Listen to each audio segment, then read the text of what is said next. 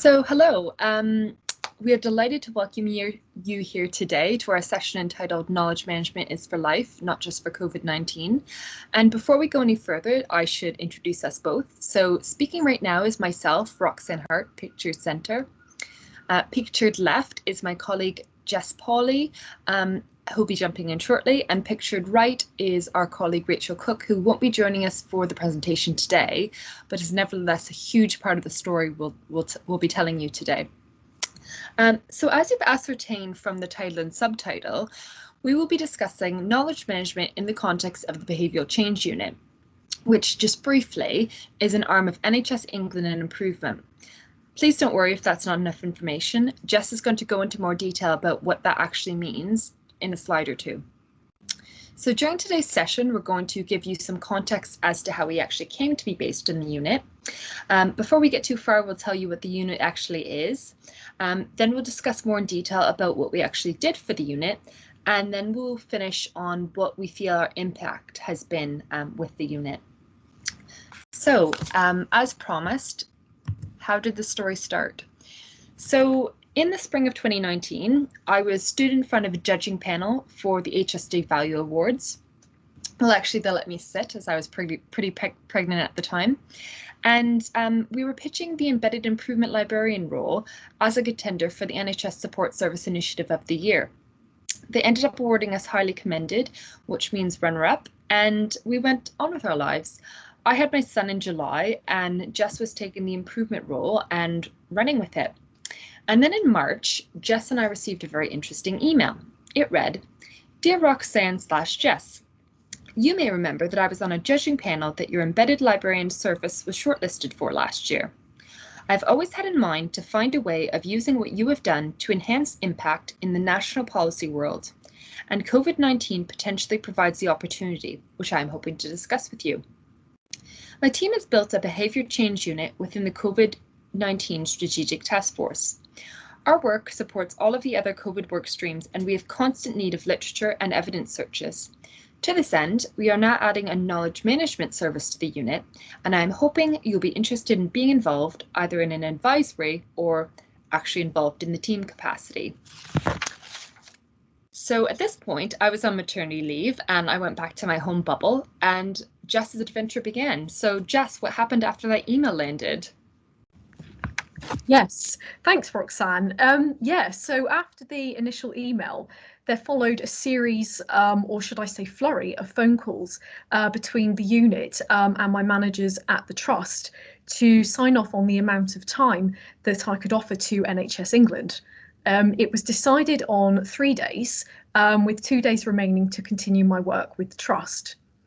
The next set of images that you can see on the slide are a very real depiction of the time my alarm went off, the amount of caffeine consumed, and what the roads looked like as I got into the car to drive into central London less than a week after everything was finalised. I was not keen on the idea of public transport, although NHS England had said something about how if you took the train, you'd get a carriage to yourself and a round of applause as you pulled into Paddington Station. That, I think, more than COVID, was enough to convince me to make a much lower key entrance and drive myself into London, which didn't daunt me as much as it did other people. I can very clearly remember sitting in the office in London, surrounded by people that I didn't know, and having this very clear moment of, I'm on my own. This was both overwhelming and yet marked a turning point in my confidence in my abilities. I knew I needed to do this and do it right. I had never worked at national level before and was very aware of the gravity of the situation. What started as an initial 3-month secondment became 5 months between May and September. And I should say that I never made the journey into London again. It simply wasn't practical, what with the distance, the pandemic, of course, and the demands of my role at the Trust. I was able to work from home, and every day I sat there and thought, I hope I'm doing this right. Next slide, please. So what is the BCU exactly? So set up directly in response to the pandemic and led by Professor Matthew Cripps, the unit was initially made up of 4 pillars, as detailed here. So process engineering, which is essentially process mapping through change managers and project managers. Clinical insight was provided by a group of clinical fellows, and we had a link in with a team of behavioural scientists. I was tasked with creating the knowledge management pillar. Prior to my arrival, evidence searches, and I use that term very loosely, were being conducted by the clinical fellows. I can remember one of them telling me that their rapid reviews, which went to the top of the office, and by that I mean Simon Stevens and Chris Whitty, for example, consisted of a quick search of PubMed, Google, and Twitter. The final pillar of financial sustainability came later as the unit continued to evolve. The improvement methodology was very much permeated throughout the unit, and the comparison to our local quality improvement team in terms of setup was a welcome feeling of familiarity for me and helped provide me with the basis of something to work with and build on. Projects arrived into the unit from both internal and external stakeholders.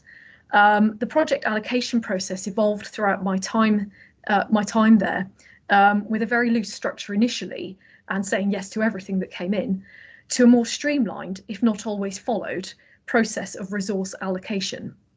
To start with, I had no direct involvement with this process. Eventually, through persistence, I was invited to attend meetings involving stakeholders and was being asked as to how knowledge management could support with a particular project. I started to think about tools other than just an evidence search, whilst being mindful of my background and the limited resource I could offer. Next slide, please. So what is knowledge management? So it became clear that what the unit wanted and what they needed were two different things. I was referred to as a knowledge manager, and I found myself having to explain the difference between a knowledge manager and an information specialist, which is my background and skill set. Throughout doing this, I came to appreciate the role of evidence in the knowledge management cycle. I was once asked how long an evidence search took. 30 minutes was the suggested time. This further went to illustrate the limited understanding of the role and the need to educate around what the offer was. I was at the time still working alone and had highlighted the need for further resource and support, as I was not able to provide evidence and knowledge management support to the unit on 3 days a week. I feel it is only right to mention the help that I received from Helen Outhwaite and Andrew Lamb of the Beneficial Changes arm of NHS England, who some of you may know. Andrew helped create our famous knowledge management postcards. Helen in particular was immensely helpful in answering my numerous stupid questions. Knowledge transfer was branded in the unit as a distinct entity outside of knowledge management, which led to some confusion. I was approached to provide an explanation as to what knowledge transfer is. I described it as being part of the knowledge management process, while it was seen more as the role of transferring knowledge from outside organisations into the unit. Just briefly, I want to mention the legacy work I was involved in. Projects the unit had dealt with prior to roughly the end of June were collated for archiving. These projects were described as having gone through a robust knowledge management process, which they had not, and I came up with the idea of providing a retrospective evidence search as part of these projects to remodel them as knowledge assets, which could then be shared as lessons learned. I'll now hand over to Roxanne for the next slide. Thanks, Jess. So Rachel and myself joined the unit on August 11th, and the slide you see on the screen currently was created by Rachel Cook with a small bit of input from myself and Jess. And one of the first things that Rachel identified when she joined the BCU is that it would be helpful to have a diagram as a visual aid to help when explaining knowledge management concepts to the wider unit. And this was something that we presented as part of our lunch and learn for the unit, but also something that we would just use in the course of a conversation, and we would flash up on a Teams call just to help with explanations.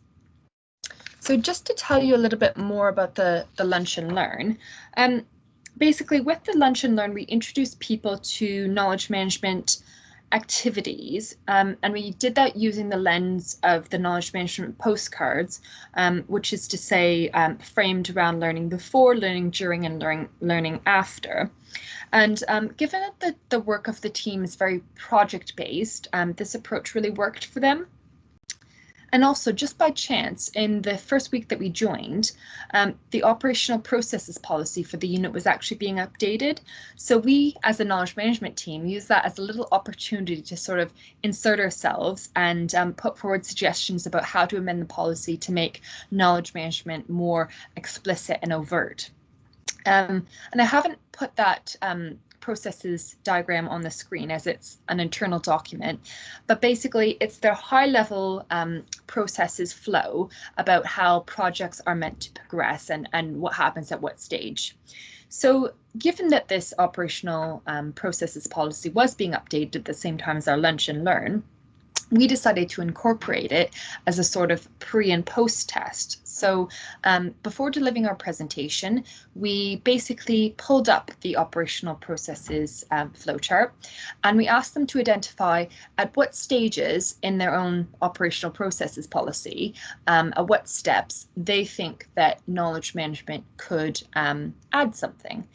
And then we delivered our knowledge management presentation, and we asked them the same set of questions again after the presentation. And what was really interesting was that after delivering the presentation, we noticed that much more people were identifying getting us involved much sooner in the process. So either the first step of the process or close to the first step. And also they were identifying many more areas to get us involved in. So that was really interesting and a valuable activity for us. In terms of how we organized ourselves across the team, we each had a senior project manager that we sort of attached ourselves to and tried to attend all the associated project meetings for. And Jess and myself were information specialists, and Rachel Cook was our knowledge manager. And so we would each sort of hand over activities to each other as appropriate. If Rachel picked up an evidence search, she would hand that over to myself or Jess as appropriate. And I just thought I would talk through a couple reflections I'd had around one of the projects of the unit, which I feel nicely highlights a couple aspects of knowledge management. So what I witnessed with this project was that there were sort of two key opportunities which were missed that made the project possibly more challenging than it needed to be.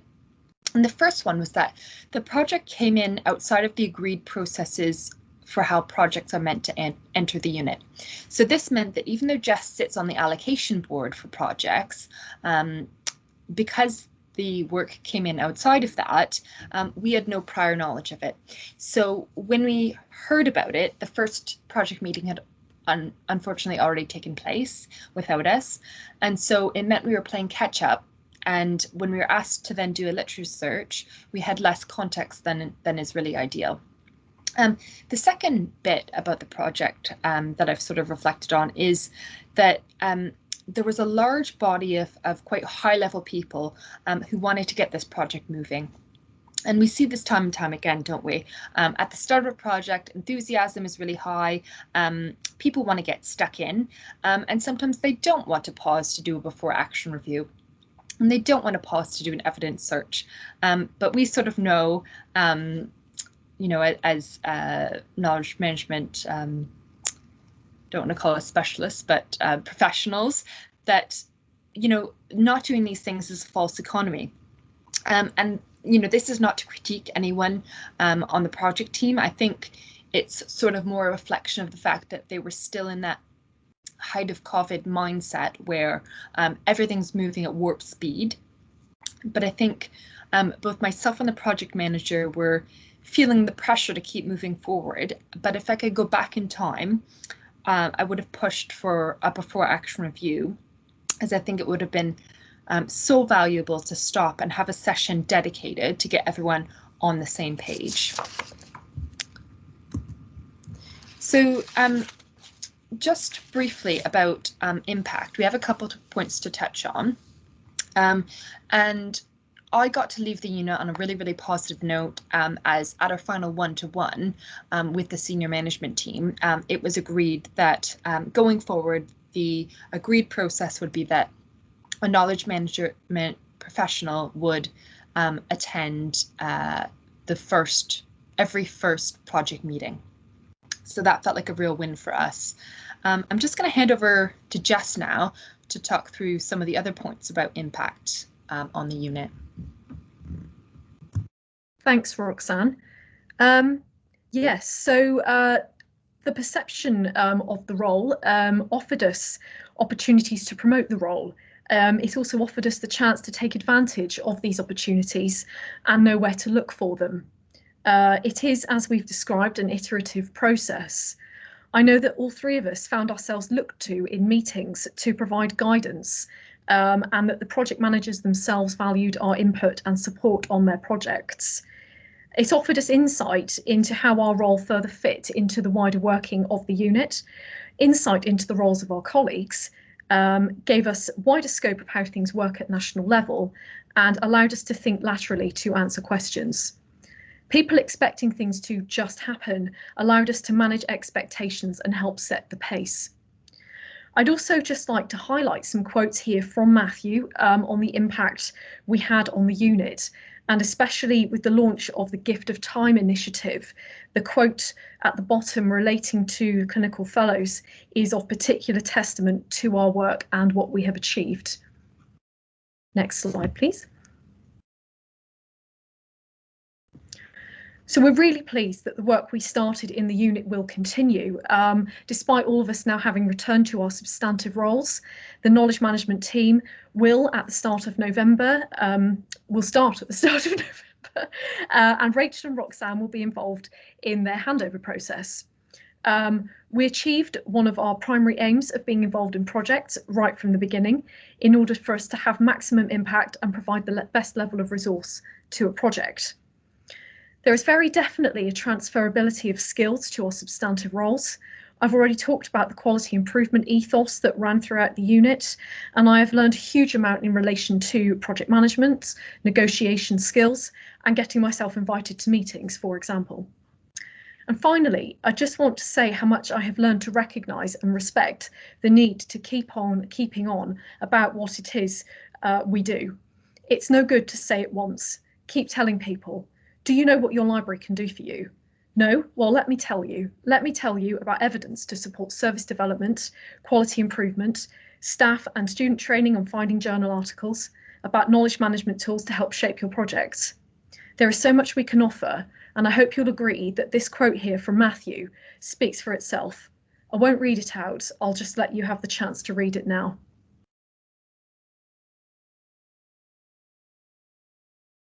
Okay, and then if we just go to the final slide, these are our contact details. So please do get in touch if you have any questions, and thank you for listening. Thank you.